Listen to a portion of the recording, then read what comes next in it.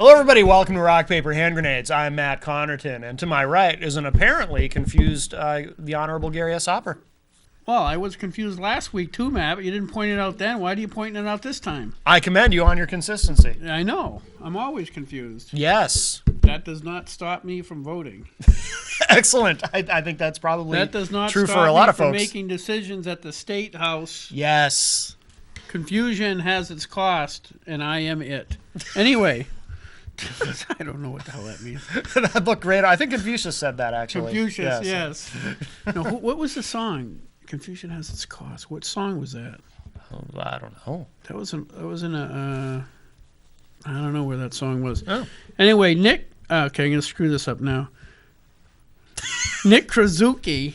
Did I get it? You got it. Twice in a row. Twice in a row. From Sober Grids here, and he's going to talk about a wicked cool invention that I had. And but first, I wanted to talk a little bit. First, Ted Gatzis. I just butchered his name. Good. Yeah. Just squeaked by. Yeah. 20 something votes. Is that what it's... The latest I heard was 24 votes. Okay, last night I heard 75. They must have Yeah. counted more votes. Wow. Well, there's got to be a recount if it's that Yeah, close, there's gonna right? be, I mean, there's gonna there be a has to recount. That's incredible. He spent a lot of money. He knew that he was treading on thin ice in Manchester. He spent a boatload of dollars to get back in. Well, I know last time around, Patrick Arnold really scared him, too. He didn't come this close, but he did better than expected. Yeah, Bob Backus a while ago. I don't know when that was. He got within 700 votes. Wow. But 24 votes? Wow. That's wicked close. Yeah. And our buddy for the show, Ross Theriault, eked out another victory. Yes. He eked out, so there'll probably be a recount with that, right? Well, I don't there know. should I be. just used the word eked out to try to, because I'm a jerk, not because of the numbers. Rich Girard won.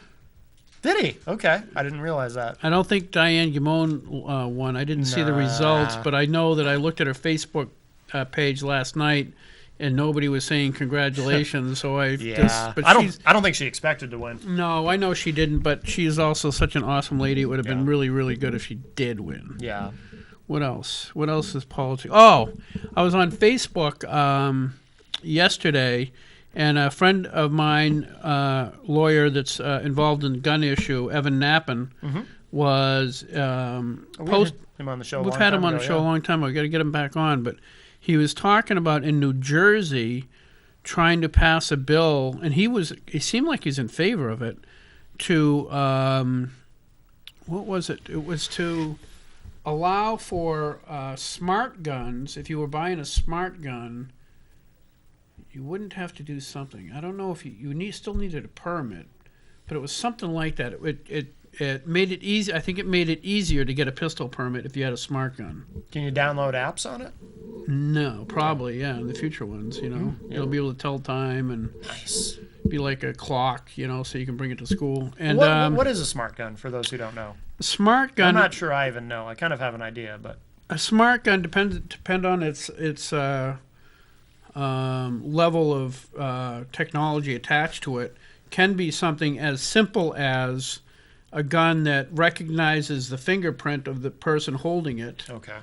Some of the older ones had a magnetic switch inside, so that if you had basically a magnet ring, when you grab the gun, the magnet would pull out, the pin would pull out of place, and the gun would be fireable.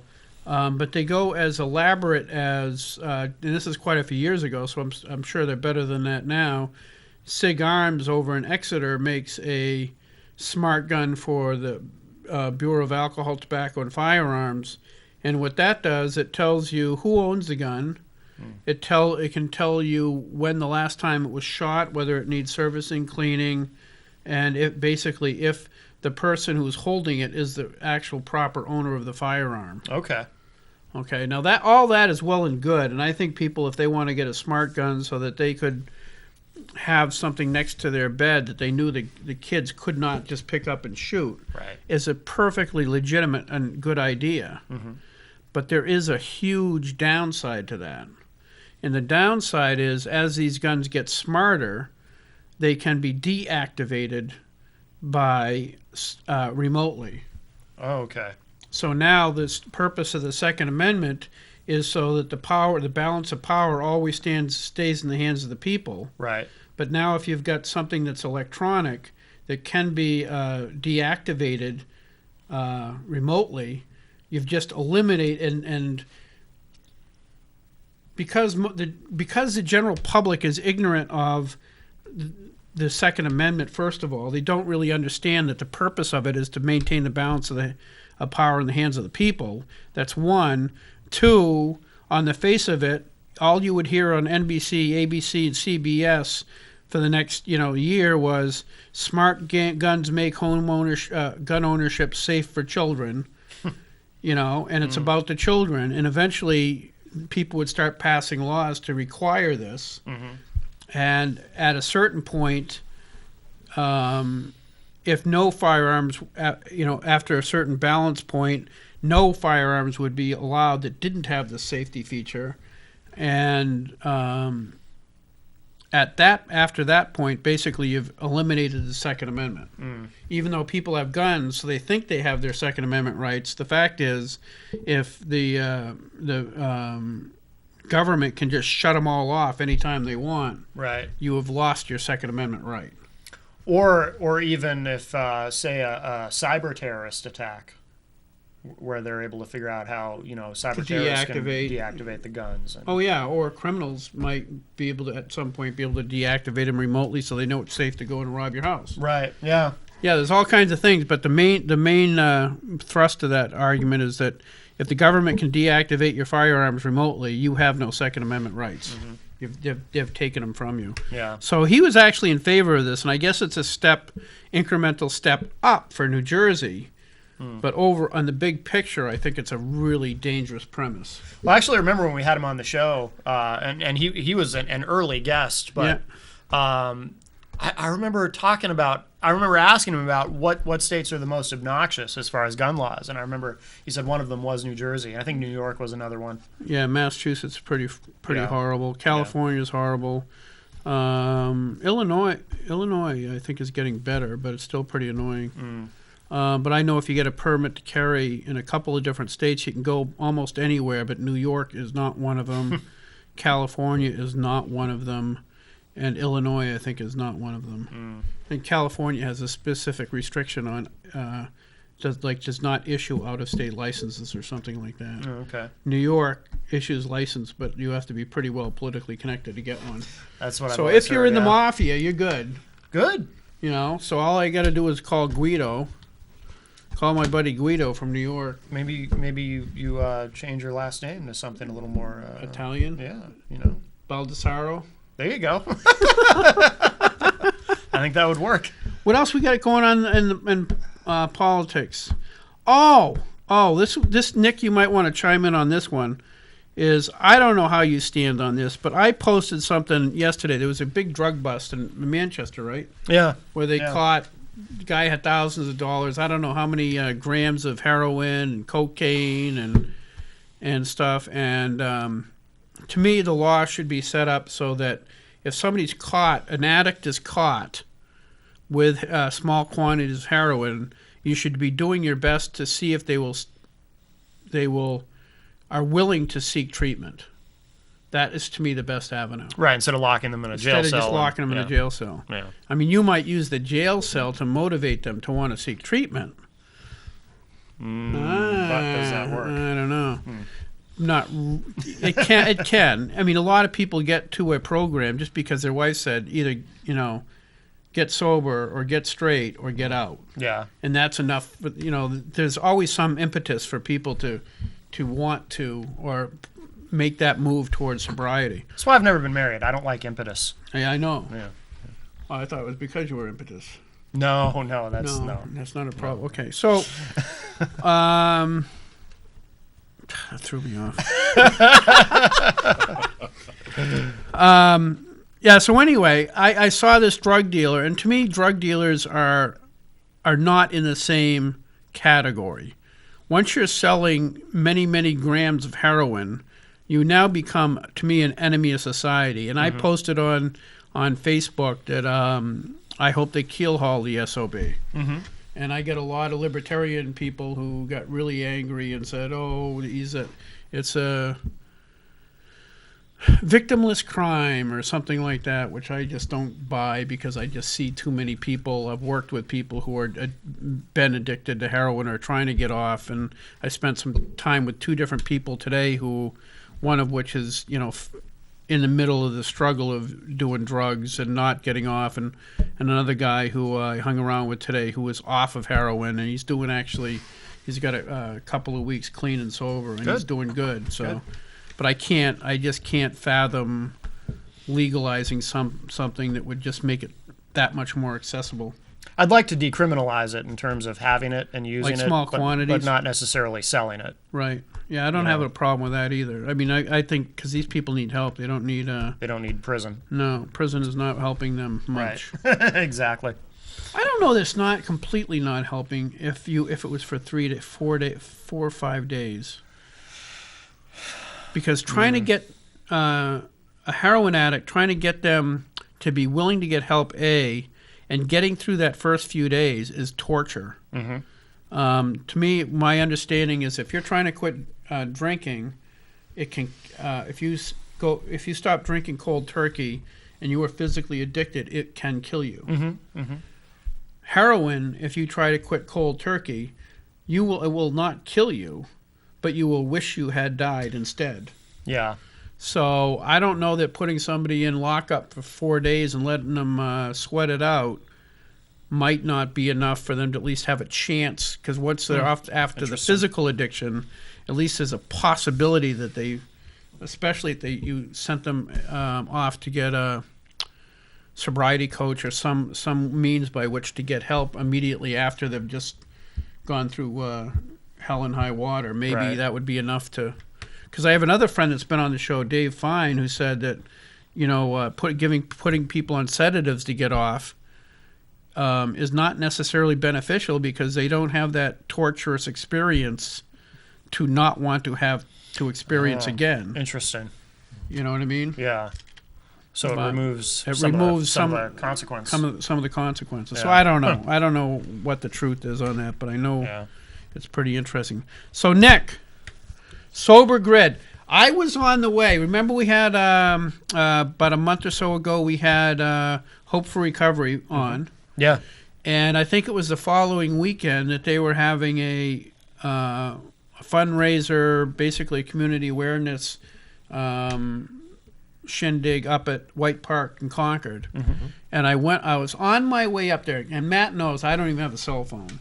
Right. I don't have a cell phone, but I was on my way up there, and I was thinking to myself, I said, I know that people who are into whatever it is, if they,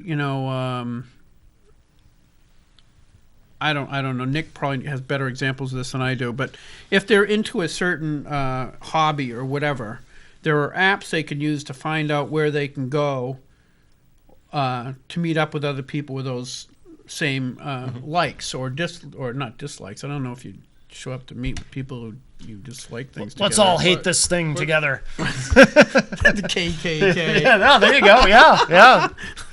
But for example, there's an app for runners where if you're an avid runner, you can find other people nearby who are into it and meet up and share a common hobby, common interest. Yeah, you can break your ankles together and stuff. Right. You could. So anyway, I thought of that on the way up there, and I says, man, why don't they have something like that for alcoholics and drug addicts? So when you're jonesing from a drink, you could go to your app and find somebody nearby that's.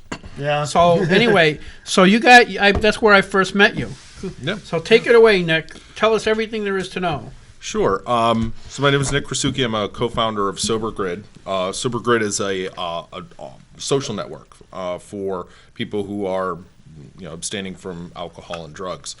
The idea behind it came out of my business partner and co-founder was in Colorado for the Sundance Film Festival. He goes out there every year, and he's in recovery. I'm myself in recovery for coming up on 10 years.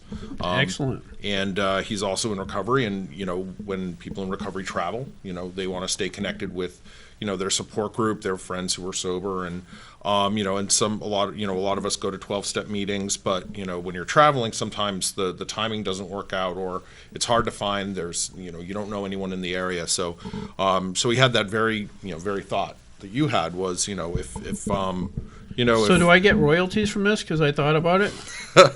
well, Never hurts to ask. That doesn't. I think we got the trademark and patents in first, okay. but Well, you know, yeah. Technicality. we'll work something out. We'll make it worth your while. But you know, so about 3 years ago, he was out there, and he just wanted to find another sober person who he could talk with, go to the films, go skiing, do whatever. Right. And you know, the nearest 12-step meeting was over the river, through the woods, down the valley, and he didn't have a car, so he said, you know, I gotta, you know, it was a moment where he said, you know, I need something where I can connect with people. And I guess the time difference, it was such that, you know, he had friends that he could call, but, you know, they weren't nearby. The time's a little different, so it was later in New York, where he's from, than Colorado. So, you know, he didn't really want to call anyone late at night. So he said, you know, it'd be great if there was like an app like Facebook for sober people, where, Right. you know, you could connect. And so the idea was you know, planted, and so about a year and a half ago, he, you know, started working on it, did a wireframe, started raising seed capital, got What's a wireframe mean?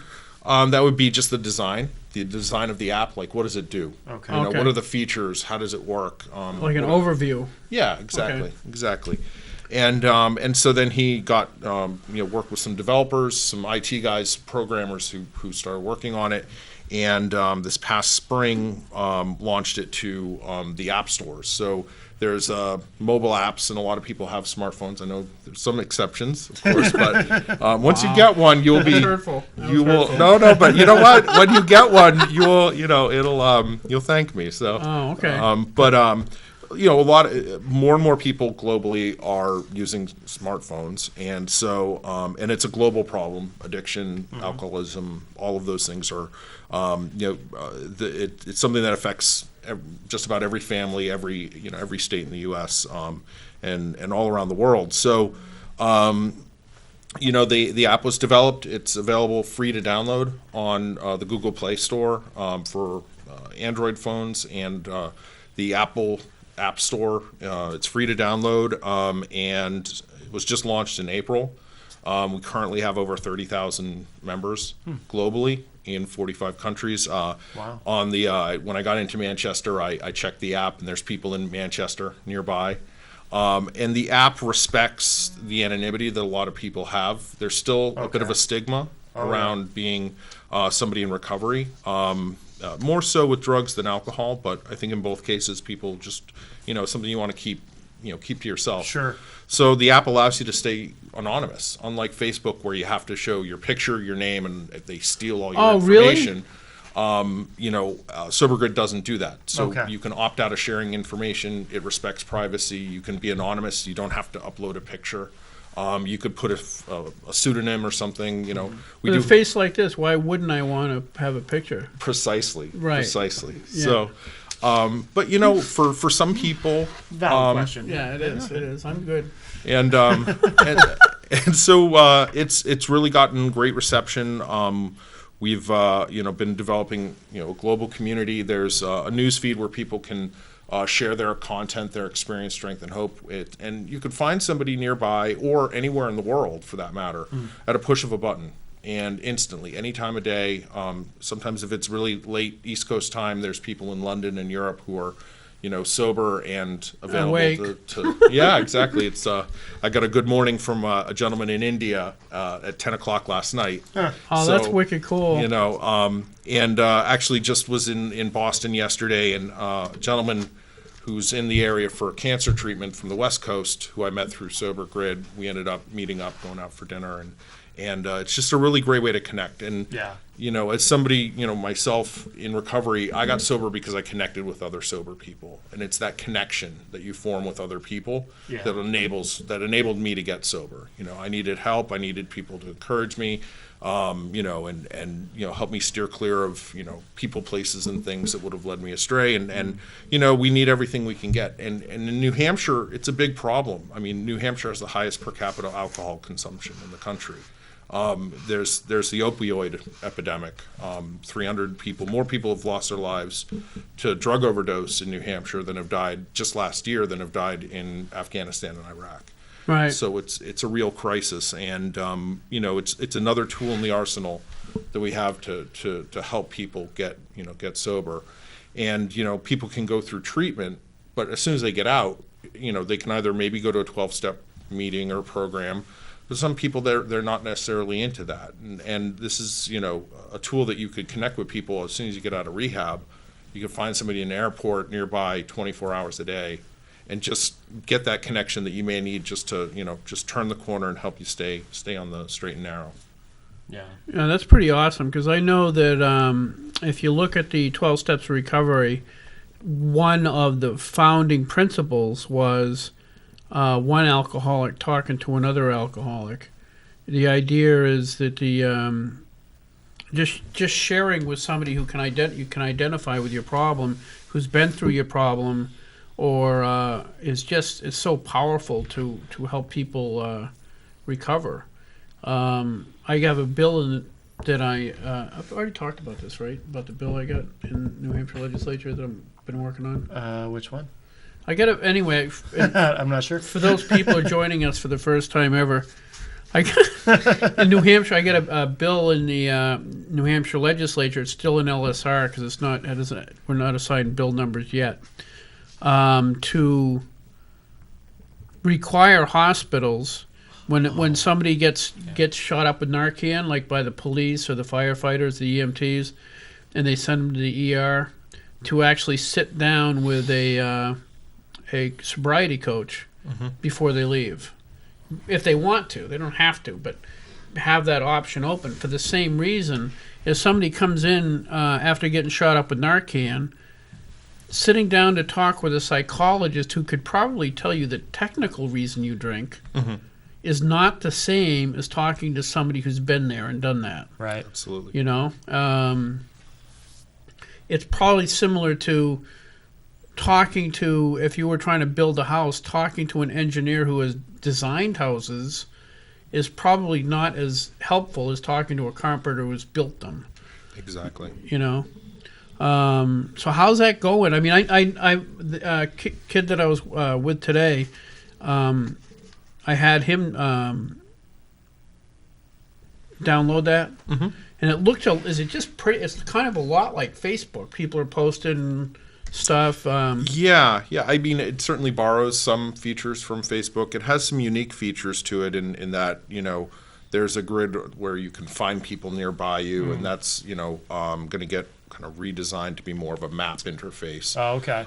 So we're continuing to develop the product features and add on additional features that people want. I'm sure having some similarities to Facebook helps people to feel comfortable with it quicker. Exactly. And we've had people who've said, I'm moving over from Facebook entirely just because it's, for privacy reasons. There's a lot of reasons why people would want to necessarily migrate from Facebook. Also, you can't be necessarily, I have my family, my coworkers, my friends on there.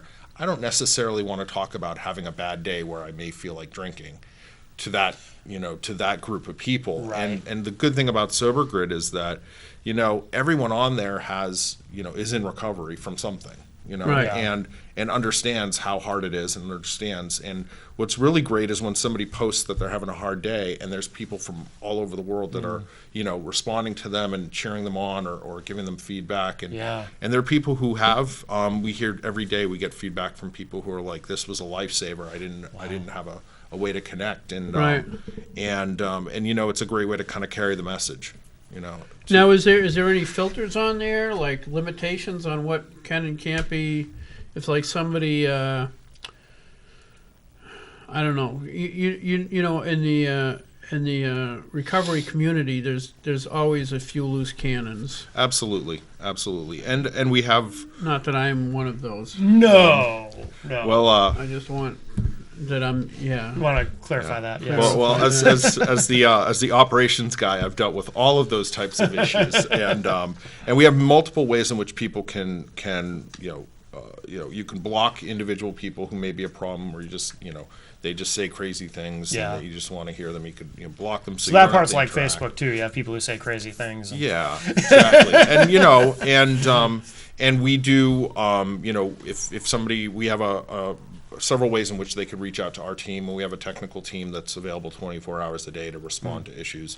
If somebody reports a user, we can take a look at it since it's on a public space, and we could either take it down or we could reach out to that person, ask them to stop. Sometimes, but I have to be honest, overall, I'm very surprised how few and far between of those types of issues we've had, considering you have 30,000 people on there, over 70% in the last month, contributing. I'm actually pretty surprised at how infrequent those issues are. Yeah. And what's great is there's a real culture of recovery. Like, we're here to help each other, inspire each other, and that's what it's all about. And there's sometimes issues, people and personalities can sometimes rise to the floor. But it's I've always been really heartened by how easy it is to kind of address those issues. So we do have a zero tolerance policy when it comes to certain types of things, profanity or bullying or anything like that. And we've had to ask some members to leave, and but it's a handful. Wow, that's actually for 30,000. That's really a really small percentage, and it's nice to know there's somebody keeping an eye on it. So if there's somebody new who doesn't know the ropes of recovery, and somebody starts tooling on them, you can put a stop to it pretty quick before you jeopardize somebody's sobriety, because you have somebody on there that's not. Exactly. The elevator doesn't necessarily make it to the top floor. Exactly, and I think our response time is really improved to almost real time at this point. Wow. Now, what's the so it's kind of like Facebook. Like, you can post stuff. You can. You could post comments, pictures, inspiring stories. You can private chat with people, and we don't monitor. Private chat is unlike Facebook. We don't store any of that information. Facebook monitors your private everything. It's amazing what they know about you. It's really scary, and people willingly give all of their information. Right. But we've really thought hard and long about the issue of privacy and protecting that, and we really respect people's privacy. So your personal messages are maintained locally on your phone. They don't get they don't get stored anywhere. Right. So we've really thought about ways in which we could really protect people's privacy and respect it. That wouldn't have made any difference. I was thinking of that thing that Mel did to that guy. Oh, Rich. Yeah, when he was drunk, texting her very suggestive stuff on messages, and next thing you know, all of that was on Facebook. It was. I am so glad Facebook wasn't around when I was drinking. I agree. I definitely agree. That would have been really, really bad. Texting, and Facebook came along after I quit. So nice. Thank God. Just by the hair of our chinny chin. Well, not me, but they still were using rotary phones then. So. But that's wicked cool. Now, so you can message people. Now, how much is it in your profile? Like one of the issues that is with that people have with Alcoholics Anonymous is they'll meet somebody at a meeting named Bob, and they'll talk to Bob every week, and then something happens and they need to contact Bob, but you don't know what Bob's name is. So you can't. There's no way you could look it up. Yeah, well, you can use your real name on SoberGrid, and some people choose to do that. If you self-disclose, there's nothing. Whether you're in a 12-step program or not, it's a personal issue. What we ask our members who are in 12-step programs is to respect the anonymity of those programs. That's really cool. So people don't talk about what program or anonymous group they're in.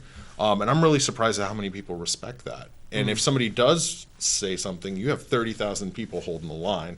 So it gets pretty quickly addressed just by the community at large. And there's a lot of kind of the sort of this group conscious that it has in the newsfeed and in the community, that people really do look out for respecting individual anonymity as well as the anonymity of the programs that people may be part of. So in that way, it's been great because we've been able to leverage that culture of interconnectedness, support, recovery, inspiration, and really have that be, deploy that using this platform. So if somebody's on there, they can still talk about the 12 steps of recovery. Mm-hmm. And if they're struggling with, say, step 4 or something like that, they can get on there. Hey, I'm struggling with step 4. What do I do here? Mm-hmm.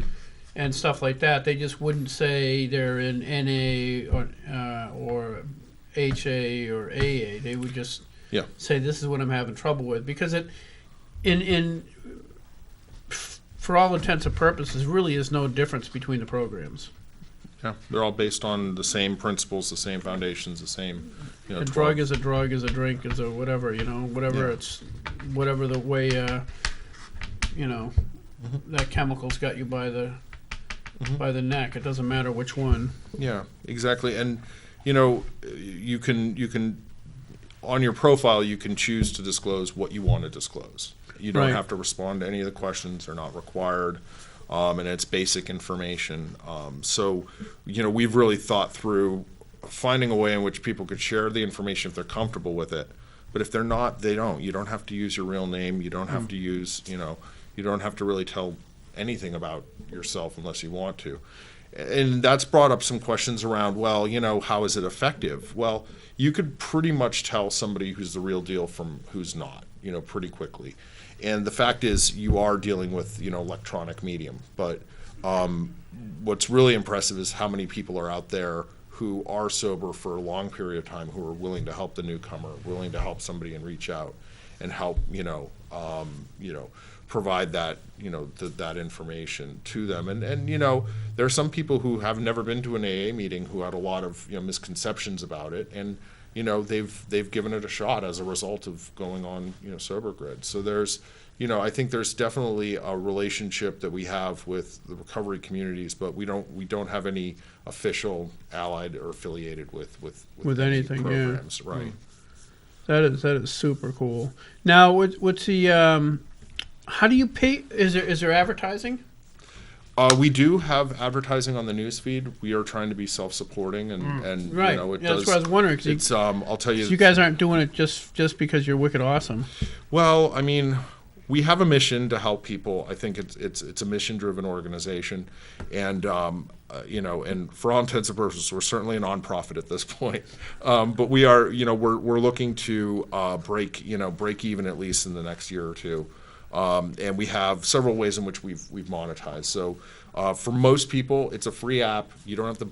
You're not sold anything. We don't sell your information to marketers or consumer organizations. But we do have a premium subscription.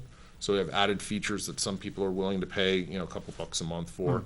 And we also have like features like what? You could do stealth mode. You have more data storage. So if you want to put your photo albums up and on there, you have more space and more photo space. Okay. And there's a couple other features that are, quite frankly, I think the basic utility, the basic free version is just as good. I don't think, the premium features are more, I think, for people who are wanting to help out. Right. Right. And we are doing some advertising, so we're looking to partner with like sober cruises, sober activities, sober vacations. We do have treatment centers, and some of them are non-traditional, like kind of spiritual retreat type organizations. So we're trying to partner with advertisers who share our mission and are in alignment with what we consider. So we screen them. We make sure that they're legit and up to snuff. So right. And we're also have rolled out what we call alumni groups. So for certain people go through rehab, they may want to stay in touch with people they were in rehab with because that was the community. Those were the people that they can relate to. Those are the people they know. So the alumni groups is a way for people who are in a specific rehab to find other people who may have gone to that rehab without the rest of everyone knowing about it. Right. So it's sort of a group within a group. And so you could find if you went to a certain treatment center or something, you could stay in touch with people who went to that same treatment center. That's really cool. That you're talking about treatment centers. Was my my accomplice Dave Fine was telling me that one of the problems we're having with opening treatment centers is just how much it costs. Mm-hmm. And there's so much federal and state regulation that, by the time you build a place that holds 20 kids or 20 adults, it costs you X number of thousands and thousands of dollars per square feet to meet all the different regulations. Yeah. Mm-hmm.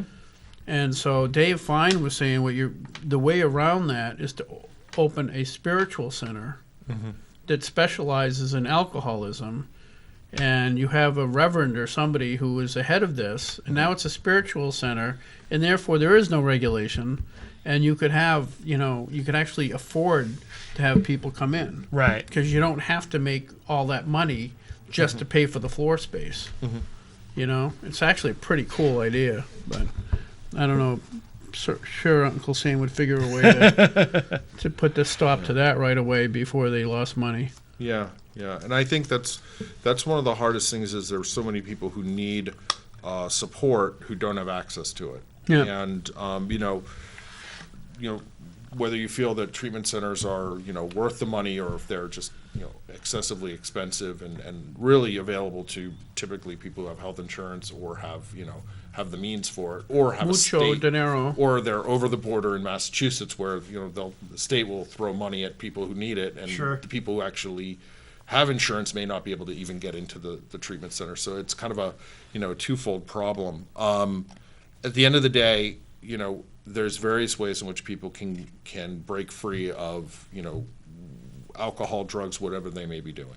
And we need every tool in the arsenal we can. Some Right. people need treatment. I didn't happen to need a treatment center, but I was able to connect with people who are sober, and that was the connection that helped get me sober. Right. And so we're offering a free platform for people who if you're having trouble putting down the drink, or if you just want to try giving sobriety a shot, even going on there, downloading it, try it out, see if you can connect or reach out to a few people. There's a burning desire button, which is if you need support, you can press a button. It puts a red box around your profile and lets the community know that you may be in need of help and support. And it's also a tool that can be used after treatment. Once you're back on the streets, that's where a lot of people fall down. You're Right. back in the old environment.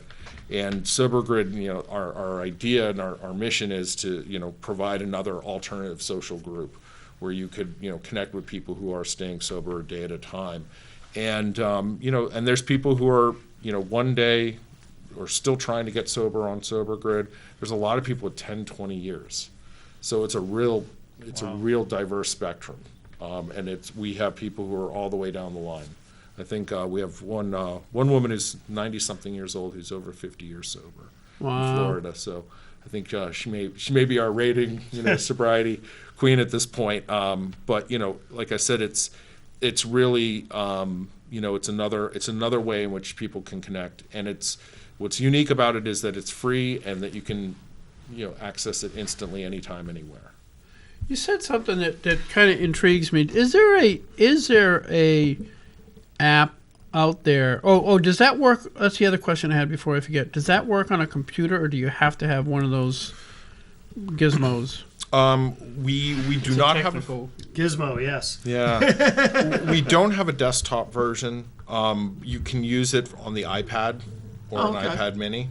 So that's as far down the path as we've gone to an actual computer desktop. So because I know when I'm doing Facebook, obviously I don't have a gizmo, so it has to be. I do it all on the computer, so yeah, it would be like late at night when I was taking a break from playing Final Fantasy 14. Yeah.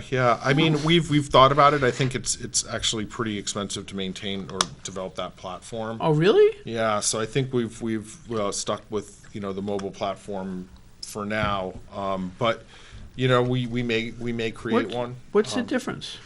I don't know anything about it, so I'm just they're curious. different languages. So Android mobile devices all use Java. Apple use Objective-C, and then you would have to find a computer language that could do an interface and A lot of coding. a lot of coding, and then you got to have Yeah. all the coding all talk to each other. Yeah. So it's something we've been asked about. At this point, we don't have plans immediately, but we may down the road. And if we want to try to reach as many people as possible, we really need to be on as many platforms as possible. So That's just neat. The what was it? What was I going to ask? You remember? Oh, geez. I don't know. Can we? Oh, yeah. Can we rewind the tape and? Yeah, and see where I was thinking. You said something about Facebook keeping. Is there an alternative to Facebook that doesn't keep track of everything? not that I'm aware of. Because if you guys could use that and have just a something grid. There is something called Liberty.me, which I guess is a lot like Facebook. It's like Facebook for libertarians. Oh, That probably doesn't keep track of anything. that doesn't appeal to me either. They hate keeping track of stuff. I'm always fighting with libertarians. Yeah. Yeah, because I posted that thing about Keelhaul and some Yeah. libertarian just tweaked on me and all this other stuff.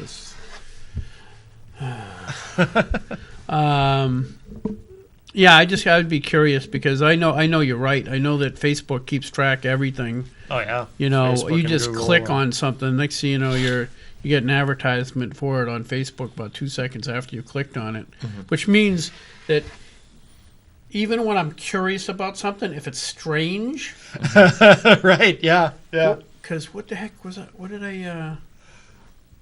Because I do research for legislative stuff, and I was looking up something strange, and I said, no, I can't click on that because all of a sudden the internet will know they don't know what my motive is. So next Exactly. thing you know, they're keeping track of me going to some weird thing, Right. Right. which I do enough weird things anyway. Right, yeah, you want don't it need to be add to it. perverted Yeah. and weird.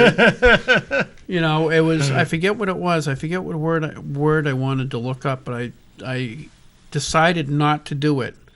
Because the internet is not free, and it does keep track of everything you do. I've actually done that same thing where I've almost looked up something and then said no, No, I'm not gonna. I'm not going to do it. 'Cause- and that's actually terrible. Yeah. It is really terrible because it's not a limitless platform of places to look up whatever you want to find out any information you want. Right. Because as soon as you click on what is erectile dysfunction? Next thing you know, that's it. Not that I have ever. No. I'm just saying. Right. I'm just saying. It's an example. It's an example. A crazy example. Crazy, unrelated to anything. But I'm not right. Anyway, yeah, that's but that it is the case. There are things that I wanted to look up, but I would not do it on my own computer. Yeah. Matt's computer, sure, I wouldn't care, but Yeah. I remember that time my computer went missing and. all of a sudden there's all kinds of weird advertisements. Yeah. Yeah, that was a coincidence. And then the FBI knocked on my door and. Oh yeah, I can see why they did that. It's kind of a tough week, Gary. Yeah, Thanks. no problem, brother. Yeah. Anything for you. Mm-hmm.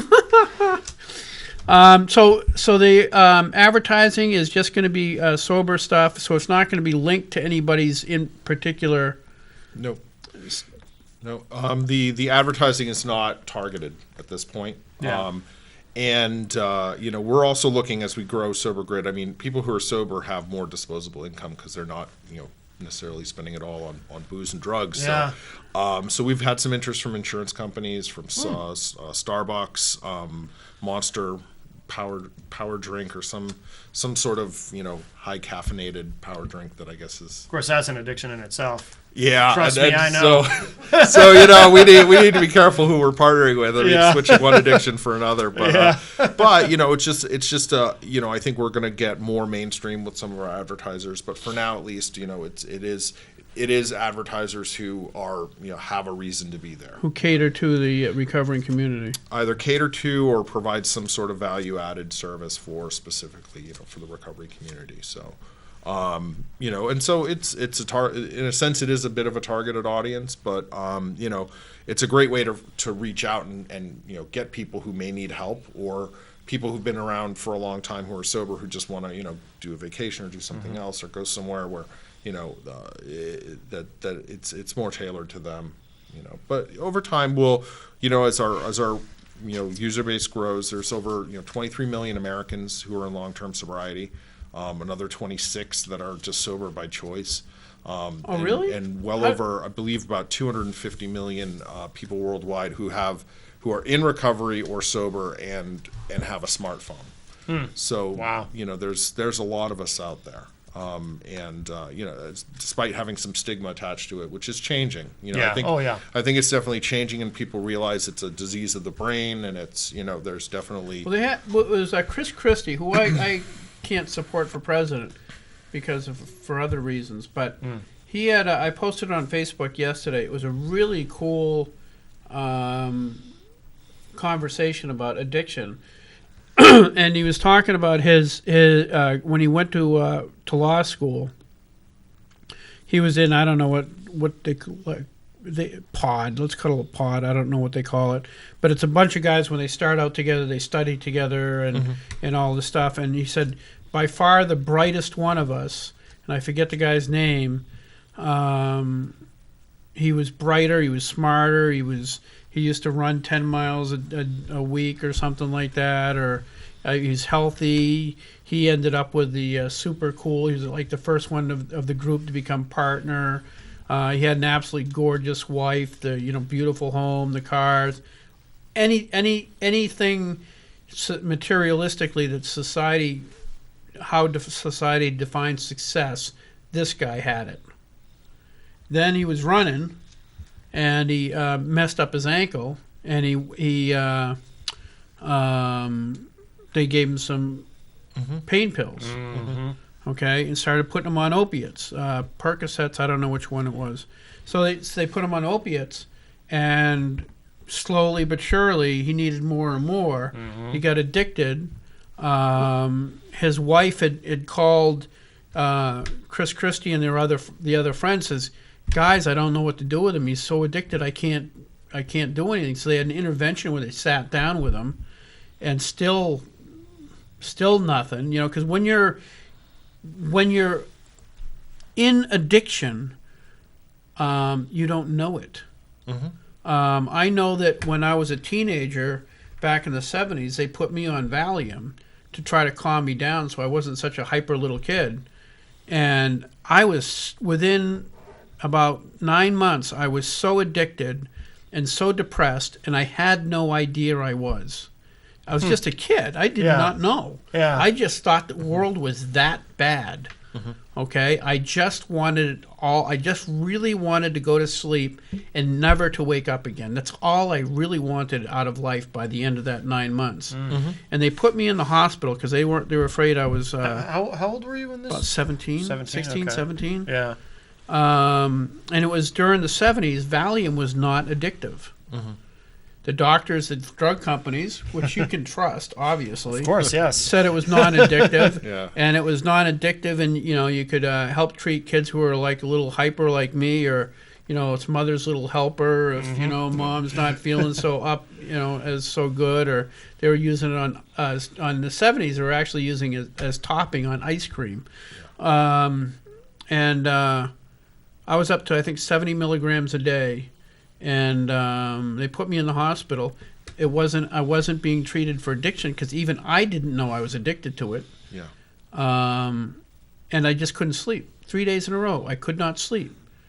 First thing that happened is I went into a seizure. Wow. So it was, now looking back, I can, that's what, once I understood, I realized that I was addicted, and that seizure was as a result of coming off of the Valium. Yeah. It could have killed me, but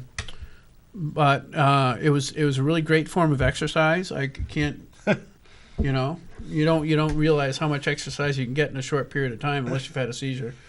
So what the doctors did for me? Obviously, I had epilepsy, so they put me on Dilantin. Oh my gosh. Okay.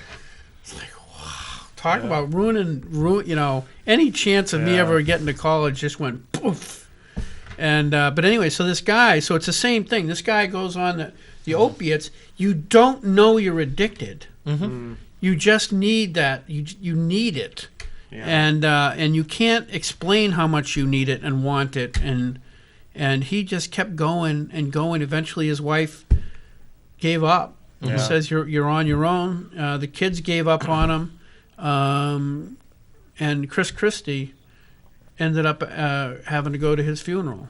Wow. And Chris Christie said, "Now," he says, "you take." I think it was his mother, who was addicted to cigarettes and had cancer. Nobody in their right mind would say, "Well, she was smoking. It's her own damn fault. Let her suffer." Some people say things like that. Yeah. Not to anyone's face, but Yeah. Those would all be in that same group of people at a news group I wouldn't want to belong to. So, but most people would not say, "Tough luck, you smoked, you're out of here, we're Right. not treating you." right. You got lung cancer, well, whose fault is that? Most people have at least a moniker of compassion towards other human beings that might have made a mistake. And they don't have that typically same kind of compassion for a drug addict who, like this guy, was the model of society until the doctors put him on opiates. I'm sure didn't monitor it, Yeah. and consequently he got addicted. And once you're addicted, it owns you, and it's breaking free of that ownership is not easy. It's like your neck is in shackles and you're held to that wall, Yeah. and you don't even know. You really have no objective view of really what. It's very seldom that people have a collar. We have a yes. Well done. So when is the Hindu show? The Hindu show. I don't What? know. Do you know when the Hindu show is? I don't know what you're talking about. Well, I don't know what she's talking about. She's looking for the Hindu The show. Hindu show. Oh. I think it's Saturdays at 4:30. What is it? I'm just guessing. I have no idea. The Hindu show. I don't know. Oh, Are you Hindu, sir? No. Okay, so it's not this show then. it isn't this show? Yeah. Wow, that's a relief because I didn't know. Yeah. wasn't I mean, sure. I don't even. I'm so not up on Hinduism. I'm Yeah. so not prepared. Actually, my son and I actually sat. My son and I love to do that. Sometime we'll watch videos on stuff like that, like what is Hinduism or what is, right. and it's really cool. And that's one of the awesome things about the internet. Even though they keep track of every single thing you do Right. or ever will do. Now the internet thinks you're Hindu. Yeah, probably. But yeah, that's very awesome. I don't, I hope you break even sooner than that, so that this can expand to desktop computers and stuff like that. Because that's a really, really cool thing you guys are doing, and I wish I had thought of it a year earlier. I know, right? You could have beat him to the I punch. could have beat him to the punch. I could be a multi. Trying to break even. Air breaking. You snooze, you lose. I know. That's- I know. But it's wicked hard. I know enough about that it's very difficult getting a business going. But I'm so glad you're doing it because it is. Starting your own business is just painstaking and tedious and difficult. But once that thing gets going, you guys are you're gonna clean house. You're gonna do really good. It'll definitely be worth your time, and I'm glad you're spending the time to do it. And Nick, it's a pleasure to meet you. Yeah, Nick, thank you for coming on today. Thank you And so next much. week we got the most honorable Pam Tucker. Oh, very good. Yes. She's awesome. Does she have anything to announce? Yes. She's seeking. What is she doing? Exploring running for Congress Yes. for this district. So that'll be wicked cool. She's she's an awesome lady. Yes, she is. She's funny. She's fun. And She hasn't been wicked on in a bright. while, too. She We could last have her- year, I have think, her at back, this yeah. time actually. Was it? Yeah. Yeah, she came on. Oh no, maybe it was more recent than that. No, I think you're right the first time. It's been a while. Yeah, Yeah. I like Pam. Yeah. Anyway, Nick, thank you very much. We'll see you guys next week. Bye, everybody.